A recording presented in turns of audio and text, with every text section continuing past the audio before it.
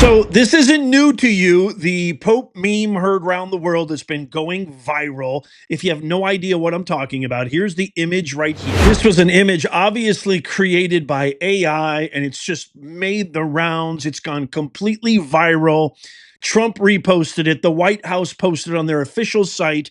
And of course, the radical, extreme, spineless, feckless, ballsless, classless, humorless, lifeless Democrat hypocrites, as I like to call them, are up in a roar, completely triggered, and Trump finally addresses this as he is asked during this NFL presentation. The NFL draft is going to be in Washington, D.C., and he was there with Commissioner Roger Goodell to hold the press release talking about that, showing images of the proposed plans of the layout on the White House lawn, etc.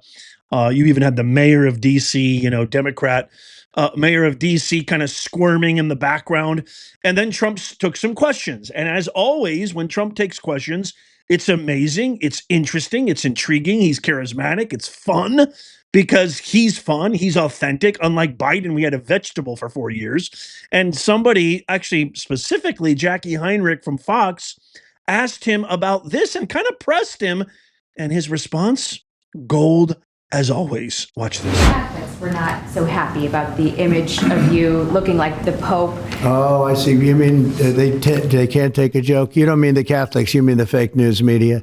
Not the Catholics loved it. I had nothing to do with it. Somebody made up a picture of me dressed like the Pope, and they put it out on the internet. That's not me that did it. I have no idea where it came from. Maybe it was AI. But I know nothing about it. I just saw it last evening. Actually, my wife thought it was cute. She said, "Isn't that nice?" My question about Actually, I would not be able to be married, though. That would be a lot. I'd have to the best of my knowledge, popes aren't big on getting married, are they? Not that we know of. No. I think it's the fake news media that, they're fakers. My question, though, sir, was about the fact that it was put out on the White House account. Even though it was AI generated, it was a joke, it was a meme. Does it at all diminish the substance of the official White House account to have it go out on that particular channel? Give me a break. It was just somebody did it in fun. It's fine. Have to have a little fun, don't you? Yeah. I just think that's a perfect response. That's exactly what I thought.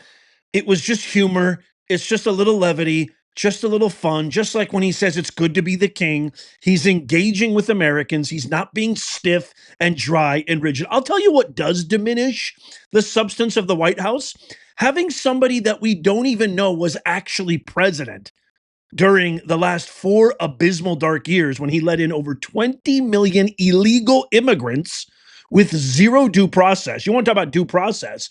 Zero due process, zero proper port of entry systems and processes like other legal immigrants, including my parents, had to go through, funding forever wars, obliterating cities with, crime at skyrocketing rates, allowing these criminals to do whatever they want, letting them off the hook, spreading cancerous DEI woke ideologies, the quality of the FAA down the toilet, the quality of every industry, every vertical down the toilet.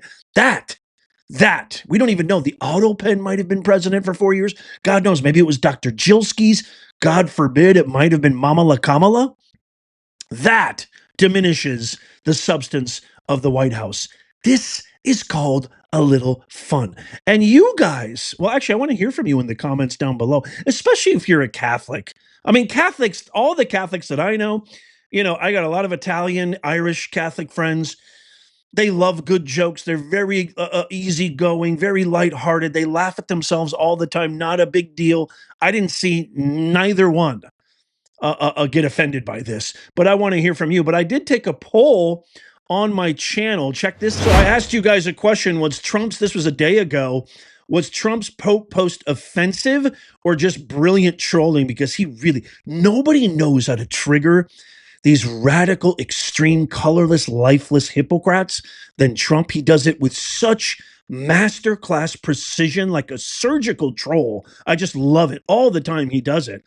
And 26,000 of you as of now, this was only a day ago, 26,000 of you voted, and over 93% of you said it was brilliant trolling, with only a meager 7% saying that it was offensive. I mean, what's wrong with you hypocrites?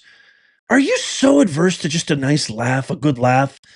I mean, when's the last time you ever laughed at something a hypocrite said? When's the last time you ever went to a rally or any kind of ridiculous press conference, or, oh, we're going to have a DEI event, or we're going to have a stay away. What's that stupid slogan they have? No, hands off event coming soon to a city near you. When's the last time you ever felt like, man, this was fun. This was enlivening. This was engaging. I laughed. I felt free. I felt lighthearted. It was just such good fun. I've never felt that way. Have you? I mean, not once. And by the way, I really try with an open mind time and time again to just be like, let's give these guys like a semblance of a chance, because there is a potential that these guys, God forbid, could take power again. Knock on wood. We hope that never happens.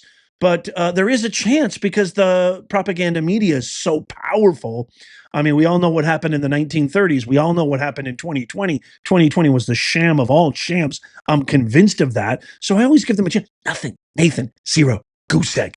Let me know. Do you guys ever feel, man, there's some funny people in the Democrat Party? And I don't mean funny as in, they're ridiculous. I mean funny like actual ha-ha. Let me know in the comments. So I just love Trump's answer. I think it's absolutely perfect.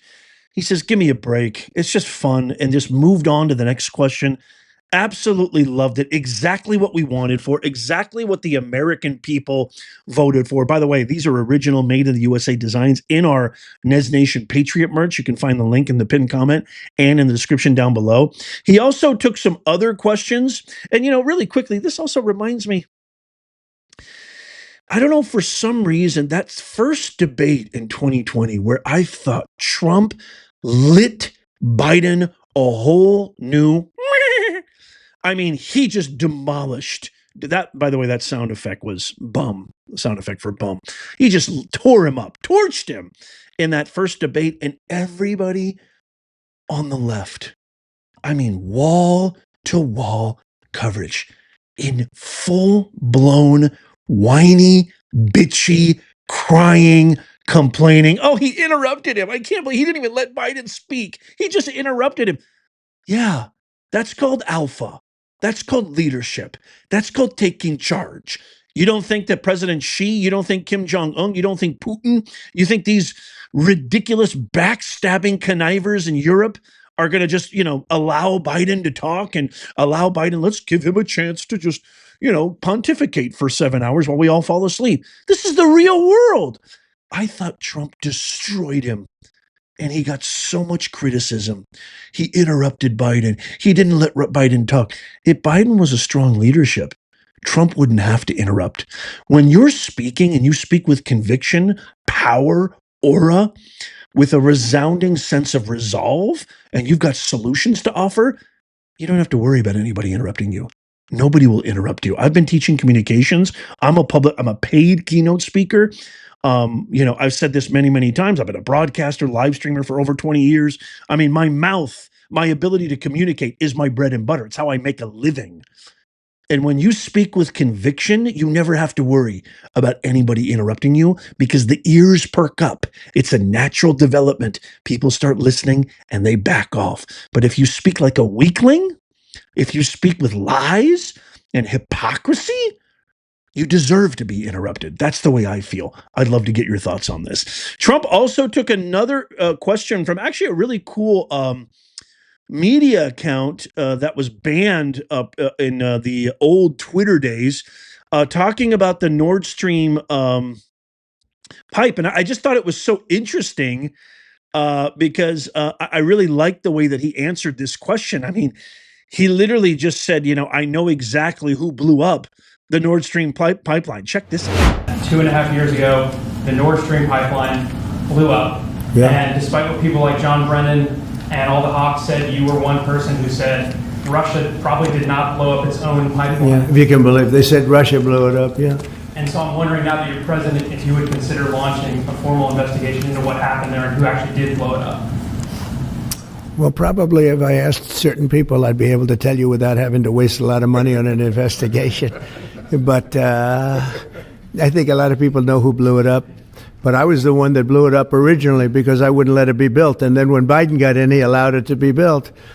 And it's very interesting. But I think Russia, with the price of oil right now, oil's gone down, I think we're in a good position to settle. They want to settle.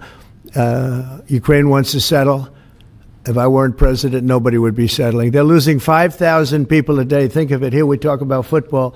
They're losing 5,000 people on average a week, mostly Russian soldiers and Ukrainian soldiers, 5,000 a week, not including people that are, killed as missiles go into areas that they shouldn't be.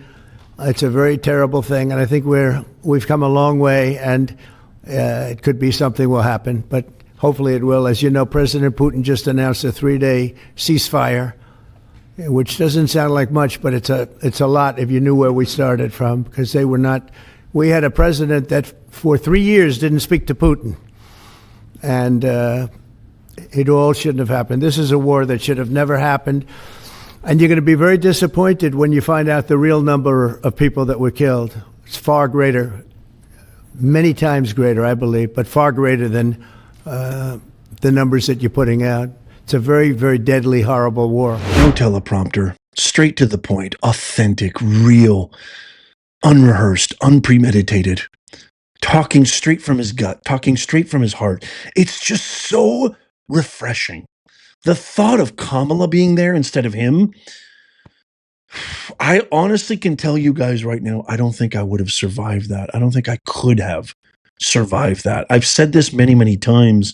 The mission of this channel is to make common sense go viral. Before the election, the mission of the channel was to get our country back. I finally feel not complete relief, but a pretty good amount of relief. We got the right people in charge. We got high caliber, world-class people. Let me know in the comments if you agree with me. Cabinet is super powerful.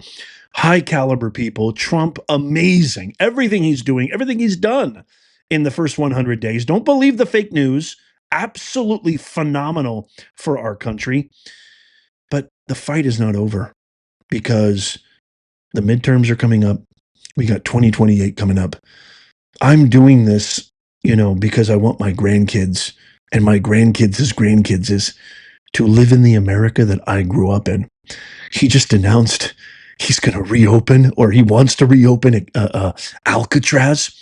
I think, it would be super cool. Let me know what you think of that. I also did a poll on my channel for that. Wouldn't it be cool if Trump, the real estate, impresario and mogul that he is, wouldn't it be amazing if he rebuilt and renovated Alcatraz, reopened it, and turned it into CCOT 2.0? Tell me that's not a brilliant idea. And all these district judges and rogue activist judges, you don't want us to deport them? Well, that's fine. We'll send them to CCOT 2.0, a.k.a. Alcatraz. Thank God for President Trump. Thank God for you, because it's us, you particularly, who have the American people who have spoken. And thank God it was too big to rig.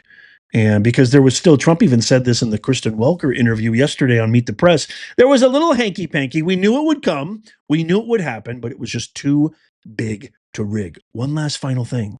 Remember, Kamala Harris didn't win a single state that required voter ID. Not a one. Goose egg, cero, see ya, wouldn't want to be ya, hasta la pasta. Not one state. That, ladies and gentlemen, should tell you everything about the 81 million Biden got in 2020. Are you effing kidding me? And everything that happened preceding that, following up. Amazing stuff. I love you guys so much. Let me know what you think in the comments down below. Check out these videos coming up on the screen right here, just in case you missed them. Tap my face right there to subscribe and follow. It's absolutely free. Get yourself one of these and all sorts of other cool things in the pinned link comment and in the description. And may God bless you, and may God bless the USA and all who defend her. I'll see you soon.